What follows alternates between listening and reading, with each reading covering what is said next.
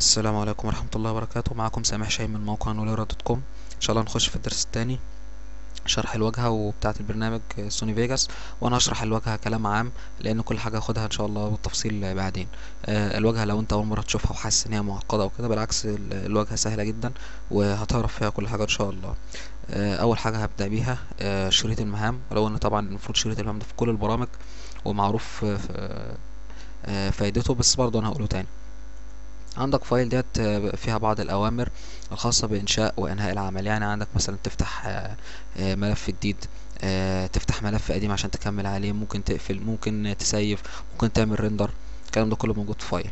بالنسبة للإيديت، إيديت بتلاقي فيها بقى يعني بعض الأوامر اللي هي الخاصة بالعمل نفسه وأنت شغال، قطع، لصق، نسخ، مسح. الحاجات دي كل الأوامر ديت اللي ليها أصلا اختصارات كتيرة بالكيبورد هي موجودة هنا في قائمة إيديت. بالنسبة لقائمة فيو، تحتوي على جميع نوافذ البرنامج. طبعا البرنامج مش فاتح كل النوافذ، البرنامج فاتح نوافذ معدودة، يعني 5 أو 6 نوافذ بس. لكن انت ممكن تقفل نافذة منه، ممكن تفتح. كل ده بتحكم من قائمة فيو. على سبيل المثال انا اوقات كتير بحتاج قائمة التريمر، فكده بفتح التريمر عشان اشتغل عليه. مش عايز التريمر بقفل التريمر تاني.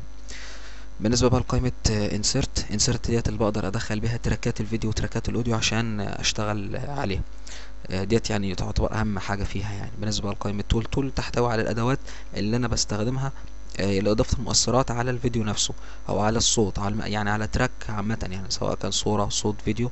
بيبقى فيها بقى بعض الخواص ان انا ادخل عليها المؤثرات بتاعتها. طبعا قائمه اوبشن ان شاء الله هناخد الحاجات المهمه منها. قائمه بريفرنس برضو فيها حاجات من النوع ديت ممكن يعني حتى انت لو قريتهم هتفهمهم ومش محتاجين. يعني automatically open last project on start up، يعني لما تيجي تفتح البرنامج تلاقيه يفتح لك اخر عمل. ممكن تنشطه، ممكن تلغيه براحتك. انا عن نفسي بفضل ان هو يسيبه، بحيث ان لو انا كنت ناسي ان في عمل انا شغال عليه قبل ولا حاجه، مجرد بفتح البرنامج بيفتح لي اخر عمل انا كنت شغال عليه. وهناخد ان شاء الله شويه الحاجات الخواص التانية. تحت بقى شريط الادوات. شريط الادوات ده فيه بعض الاوامر المهمه اللي هي اصلا موجوده في فايل وايديت وفيو. برضو فتح عمل جديد، فتح عمل قديم عشان تكمل عليه، حفظ باسم، بروبرتيز. الحاجات دي كلها موجوده فين؟ ما هي موجوده في فايل وايديت وفيو. طب هو جايبها لي تحت ليه؟ لان الحاجات دي انا بحتاجها بكثره، الحاجات دي انا بستخدمها كتير، عشان كده هو جايب لي اختصارات ليها حاططها لي هنا تحت. ممكن بقى ننزل بقى تحت شويه، ناخد مثلا هنا العداد الزمني او التايم ديسبلاي. العداد الزمني ده طبعا هو متصفر ليه؟ لان البار انا واقف على اول ثانيه في البار، فطبعا هو لسه صفر. ده بيجيب لي بالظبط الثانيه اللي انا واقف عليها. فانا مثلا لو اتكيت هنا اذا انا واقف على الثانيه 30، لو اتكيت هنا اذا انا واقف على الثانيه 51. هنا بقى الليست تراك او التراك ليست، عفوا التراك ليست. هنا بقى بتلاقي فيه التراكات اللي هي يعني مثلا انت عملت فيديو جديد، شغال على فيديو، الفيديو نفسه بتلاقيه هنا، لكن التراك بتاع الفيديو بتلاقيه هنا. طب ايه الفرق؟ هنا بلاقي الفيديو نفسه اللي هو الصورة اللي شغالة او الصوت اللي شغال حسب التراك اللي انا شغال. هنا بلاقي خواص التراك ده.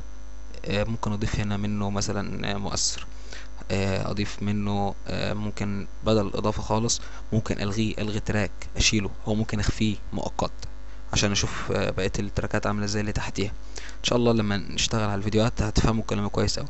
ده برضو بفكركم انه كلام عام لسه عن البرنامج. تحت هنا السرعة، لو عايز تسرع شوية، لو عايز تبطأ شوية. هي مش بتعمل افكت على الفيديو نفسه، بس هي يعني بتديك نظرة هيبقى شكلها عامل ازاي. لان انت كده مثلا لو انا شغال على صوت وسرعت كده انا بسرع، فبتلاقي الصوت شغال بسرعة اوي كده، بتلاقي الصوت شغال بطيء اوي. ماشي. وبذلك حتى لما مجرد ما اشيله هو بيرجع للديفولت. ليه؟ لان هو مش بيأكتف الكلام ده، الاكتفة بتبقى عن طريق التراك نفسه. نطلع فوق على الميكسر ده خاص بالصوت. ده فايدته عشان ساعات مثلا تيجي تتفرج مثلا على فيلم او تشغل فيديو، فتلاقي شويه ان الصوت عالي قوي قوي وشويه الصوت نزل قوي. ده ليه؟ لان هو مش مظبط الميكسر بتاع الصوت. هنا طول ما انت شغال الميكسر ده بيجيب لك، فانت لو لقيت المؤشر طلع فوق قوي اعرف ان الحته دي صوتها عالي قوي، ولو لقيت بعديها شويه المؤشر نزل لتحت اعرف ان الحته دي صوتها واطي قوي. وبالتالي هو بيحذرك لسه، او بيديك مؤشر الصوت ماشي ازاي، هل هو متناسق ولا حته عاليه قوي وحته واطيه قوي.